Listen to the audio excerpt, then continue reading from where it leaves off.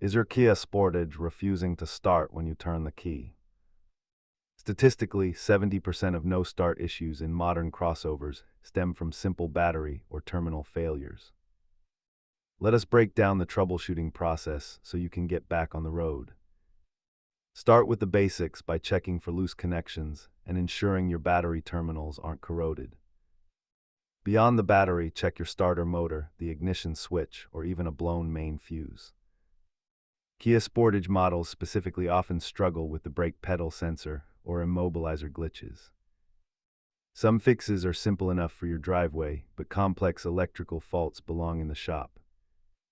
Costs vary wildly, but a battery replacement is almost always the most budget-friendly starting point. If the basics fail, use an OBD-I scanner to pull codes that might reveal hidden electrical faults. Keep a basic toolkit with a multimeter and wire brush handy for these common electrical diagnostic tasks. Remember, never force a starter if you hear rapid clicking, as you risk damaging your engine's flywheel teeth. If this helped, subscribe to the Troubleshooting Playbook for more Kia-specific repair guides.